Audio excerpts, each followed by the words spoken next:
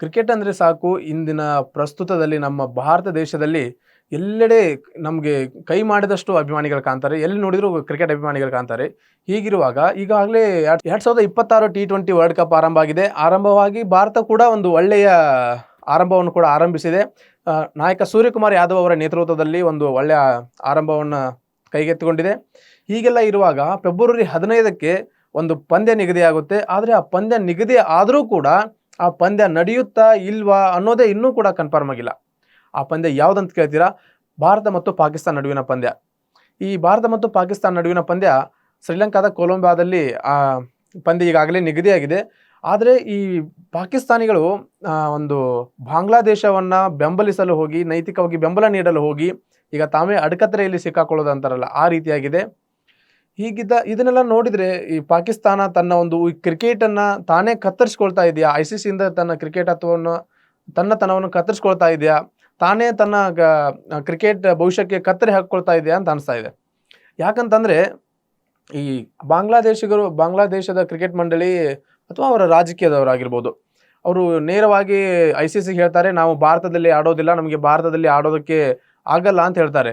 ಹಾಗಿದ್ದಾಗ ICC ಅವ್ರಿಗೆ ನೇರವಾಗಿ ಹೇಳುತ್ತೆ, ನೀವು ಬರಲಿಲ್ಲ ಅಂದ್ರೆ ಹೋಯಿತು, ಅದೇನೋ ನಾವು ಹೇಳ್ತೀವಲ್ಲ, ಕತ್ತೆ ಬಾಲ ಕುದುರೆ ಜುಟ್ಟು ಅಂತೇಳಿ, ಆ ಥರ ನೀವು ಬರಲಿಲ್ಲ ಅಂದರೆ ಬೇಡ ಅಂತ ಹೇಳ್ತಾರೆ. ಅವ್ರನ್ನ ತೆಗೆದೋಗಿದ್ದಾರೆ. ಅದೇ ಜಾಗಕ್ಕೆ ಸ್ಕಾಟ್ಲ್ಯಾಂಡ್ ಬರುತ್ತೆ. ಸ್ಕಾಟ್ಲ್ಯಾಂಡ್ ತನ್ನ ಆಟವನ್ನು ಆಡ್ತಾ ಇದೆ. ಹೀಗಿದ್ದಾಗ ಪಾಕಿಸ್ತಾನ ಅವರನ್ನು ಬೆಂಬಲಿಸ್ಕೊಂಡು ಹೋಗುತ್ತೆ. ನಾವು ಬಾಂಗ್ಲಾದೇಶವನ್ನು ನೀವು ಟೂರ್ನಮೆಂಟಿಂದ ಹೊರಗೆ ತೆಗೆದ್ರೆ ನಾವು ಆಡಲ್ಲ ಅಂತ ಹೇಳ್ತಾರೆ. ಹೀಗಿದ್ದಾಗ ಅವರು ಪಾಕಿಸ್ತಾನ ಕ್ರಿಕೆಟ್ ಮಂಡಳಿಗೆ ICC ಎಚ್ಚರಿಕೆ ನೀಡಿತ್ತು, ಕಿವಿಯನ್ನು ಕೂಡ ಹಿಂಡಿತ್ತು. ಹೀಗಿದ್ದಾಗ ಆಯ್ತು ಸರಿ ಅಂತೇಳಿ ಬಂದರು ಇವರು.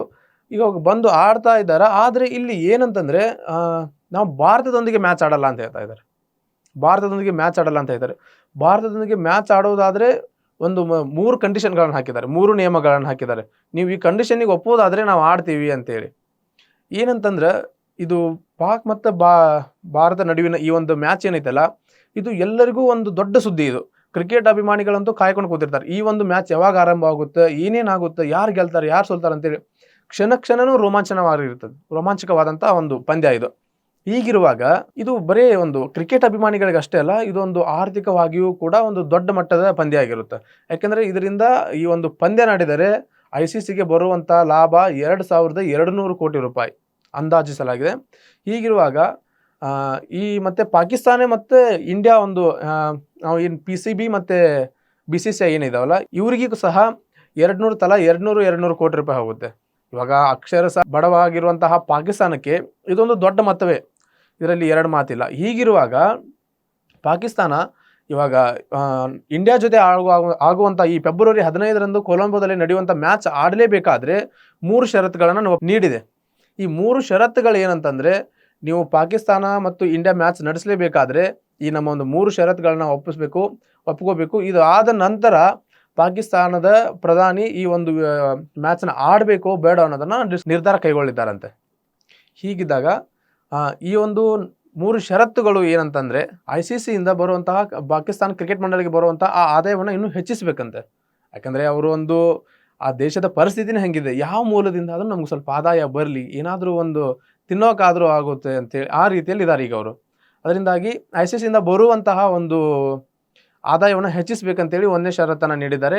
2ನೇ ಷರತ್ತೇನೆಂದರೆ ಭಾರತ ಮತ್ತು ಪಾಕಿಸ್ತಾನ ನಡುವಿನ ದ್ವಿಪಕ್ಷೀಯ ಸರಣಿಯನ್ನು ಮತ್ತೆ ಆರಂಭಿಸಬೇಕಂತ ಹೇಳಿದೆ. ಇನ್ನು 3ನೇದನ್ನು ನೋಡೋದಾದರೆ ಇದು ಯಾವ ರೇಂಜಿಗಿದೆ ಅಂದರೆ, ಇದು ಕ್ರೀಡೆಯಲ್ಲಿ ಯಾವುದೇ ರಾಜಕೀಯವನ್ನು ಮಾಡಬಾರ್ದಂತೆ.